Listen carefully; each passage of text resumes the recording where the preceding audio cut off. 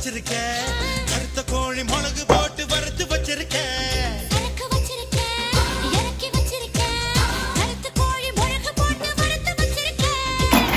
ருசியா இருந்தா கோழிய திம்ப குமரி ருசியா இருந்தா குமரிய திம்ப